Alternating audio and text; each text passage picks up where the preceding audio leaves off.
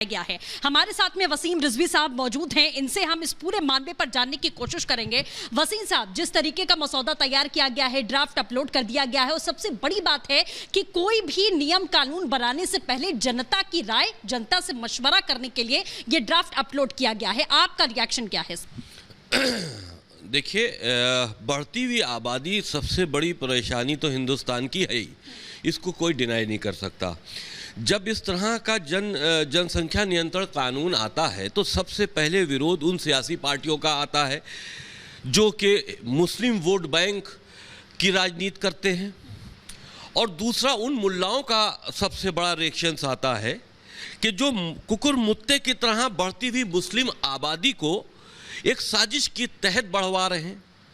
तो इन सारे विरोधों को झेलते हुए और उसको नकारते हुए तब भी इस कानून को बनाए जाने की सख्त ज़रूरत है। जैसे कि हमने देखा कि इसमें सख्ती बरती गई है, सुविधाएं नहीं दी जाएंगी, जो 2 बच्चे होंगे उनको सुविधाएं दी जाएंगी। तो देखिए, हम इस पे कुछ ऑब्जेक्शंस है। हिंदुस्तान के अंदर इस तरह का कानून लागू करने के लिए, ऐसा कोई भी कानून हो जैसे ट्रिपल तलाक हुआ या इस तरह का जो कि एक विशेष समुदाय, मुस्लिम समुदाय से जुड़ा हुआ भी जोड़ कर भी देखा जाता है, तो उस पर कुछ सख्तियां ज़रूरी हैं। हम सुविधाएं नहीं देंगे तो वो सुविधाएं नहीं लेंगे, बच्चे पैदा करेंगे। इसमें सख्ती के साथ में जेल जाने का प्राविधान होना चाहिए। जिस दिन से ये कानून लागू होता है उसका उल्लंघन करने वाले के ऊपर एक सजा निर्धारित होनी चाहिए और सख्ती से इसको फॉलो कराया जाना चाहिए। तब हम समझते हैं कि शायद इस पे आगे। ठीक है, जैसा आपने कहा ये आने वाले समय की बात है, लेकिन सरकार ये चाहती है कि जनता के सहयोग से, जनता क्या सोचती है, विचार क्या है, इसीलिए ये पोर्टल पर डाला गया है, ड्राफ्ट डाला गया है कि आप अपना सब कुछ पढ़ के उसके बाद अपनी राय आप दे सकते हैं। मोहसिन रजा ने सुबह के समय में ये कहा, हालांकि ये पूरा जो कानून है सबके लिए धर्म जाति से ऊपर रखा गया है, लेकिन चूंकि एक समुदाय से जोड़कर देखा जाता है, मोहसिन रजा ने साफ तौर पर कहा कि हम टोपी से टाई तक का सफर देना चाहते हैं, एक बेहतर जिंदगी, एक बेहतर जीवन देना चाहते हैं। जाकिर नायक बनाना चाहते हैं। टोपी से टाई जाकिर नायक ही पहनता था। देखिए, टोपियां उतारनी पड़ेंगी, बात सख्त ज़रूर है, लेकिन मुसलमान के जहन से ये बात निकालनी पड़ेगी कि वो सिर्फ मुसलमान हैं। उनको ये बात महसूस करानी पड़ेगी कि वो हिंदुस्तानी हैं, और वो बाद में ऐसे मुसलमान हैं कि जिनमें इंसानियत है। तो टोपी से टाई वाली बात हम समझते हैं ठीक नहीं है, क्योंकि जाकिर नायक जैसे लोग अगर हिंदुस्तान में बहुत से पैदा हो जाएंगे तो फिर हिंदुस्तान में। टोपी से टाई का अर्थ क्या है? टोपी से टाई का अर्थ है कि एक प्रोफेशनल, जैसे उन्होंने कहा रद्दी बेचने वाले, ठेला लगाने वाले, हमें इनकी जरूरत नहीं है अपने देश में। हमें जरूरत है कि एक बेहतरी के साथ में पढ़ लिख कर आप अफसर बनिए या आप इस लायक बनिए, स्किल्ड बनिए कि आप काम कर पाए। अर्थ इसका ये। देखिए, अर्थ कुछ भी आप निकाल लीजिए।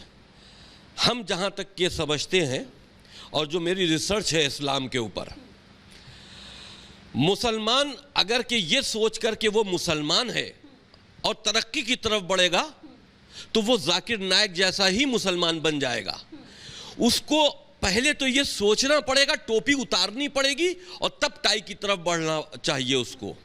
और जहाँ तक कि मुसलमानों में गरीबी दूर करने की बात है तो उसके लिए तमाम पॉलिसीज़ लाई जाए, और मदरसों को आप बंद कीजिए। मदरसों को ऐड क्यों दी जा रही है, सरकारी पैसा क्यों दिया जा रहा है, जहां वो कुरान मजीद ऐसा पढ़ाते जिसके ऊपर पूरी दुनिया में आज डिबेट चल रही है कि कुरान मजीद से जहर फैल रहा है, आतंकी गतिविधियां जो हैं वो बढ़ रही हैं। तो आप ऐसे मदरसों को क्यों चला रहे हैं? आप मदरसों को बंद कीजिए, हाई स्कूल कंपल्सरी कीजिए। हाई स्कूल के बाद अगर कोई मदरसे में जाना चाहता है तो उस मदरसों का मॉडर्नाइजेशन कीजिए। जो प्राइमरी मदरसे जगह जगह बिल्कुल छोटे छोटे बड़ी सी तादाद में खुल चुके हैं, उनको बंद। सवाल तो उस पर भी खड़ा कर दिया जाता है साहब। सवाल यह है कि इस पूरे कानून को, नियम को सिर्फ एक समुदाय से जोड़कर देखा क्यों जाए? क्यों देखा जाए? धर्म जाति से ऊपर, हिंदू हो, मुसलमान हो, किसी भी धर्म का व्यक्ति हो, नियम तो सबके लिए लागू होंगे, लेकिन दिक्कत खाली एक समुदाय के लोगों को, वो भी राजनीति के आधार पर क्यों? देखिए, क्योंकि परेशानी ही उस बात पे होती है। आप कोई भी ऐसा कानून लाइए कि जिससे मुस्लिम समाज कहीं ना कहीं जुड़ा हुआ हो, तो सवाल उस पर खड़े हो जाते हैं। सवाल खड़ा करने वाला कौन होता है? मुस्लिम समाज के मुल्ला या वो राजनीतिक पार्टियां जो मुसलमान वोटों की राजनीति करती हैं? तो सवाल तो खड़ा इसलिए किया जाता है कि वो चाहते ही नहीं कि हिंदुस्तान तरक्की करे। वो ना अपनी तरक्की चाहते हैं, ना हिंदुस्तान की तरक्की चाहते हैं। वो तो मुसलमान बनकर कुएं के मेंढक बना रहना चाहते हैं।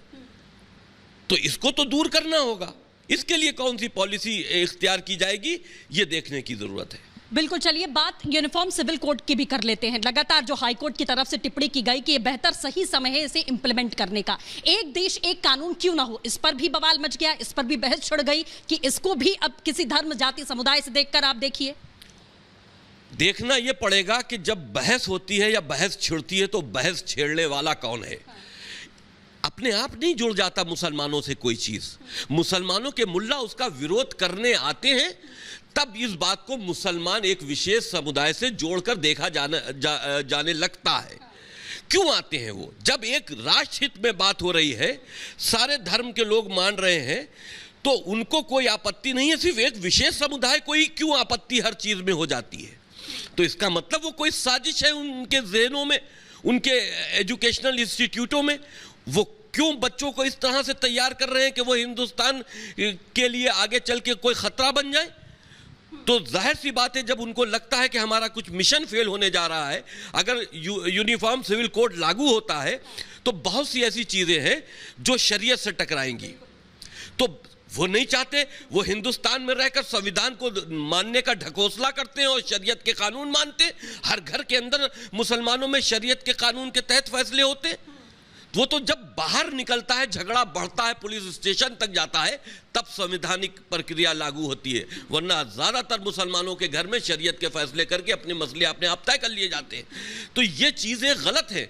शरीयत और संविधान एक साथ हिंदुस्तान में नहीं चल सकता। इसलिए कॉमन सिविल कोड जल्द से जल्द लागू होना चाहिए और ये एक संविधान का पार्ट है। अलग अलग जो नियम कानून ये बनाए गए हैं, जैसा आपने कहा कि आपस में घर में ही वो इसकी सुलह कर लेते हैं या मसला सॉल्व कर लेते हैं, लेकिन सवाल ये भी है कि इसकी वजह से अन्याय भी लगातार होता है। एक आखिरी सवाल मैं आपसे जमा खान को लेकर पूछना चाहूंगी। बिहार में अल्पसंख्यक मंत्री हैं, उनको अब याद आई है कि हमारे जो पूर्वज थे मुसलमान थे, उन्होंने कहा कि आधा परिवार हमारा अभी भी हिंदू है, हमारा जबरन धर्मांतरण कराया गया, और आधा परिवार हिंदू है जिनसे मुलाकात करते हैं, रिश्ते रखते हैं। अब याद क्यों आ रही है आखिर? भाई, अगर उनका जबरन धर्म परिवर्तन कराया गया और वो इस वक्त मुसलमान है, तो जाहिर सी बात है कि उनको घर वापसी कर लेनी चाहिए। अगर उनके दिल में इस बात का एहसास आया है कि वो पहले हिंदू थे और अब मुसलमान हो गए हैं और जबरन धर्म परिवर्तन हुआ है, तो देर आए दुरुस्त आए, उनको वापस अपने घर चला जाना चाहिए। बिल्कुल, बहुत शुक्रिया हमसे बातचीत करने के लिए। तो वसीम साहब ने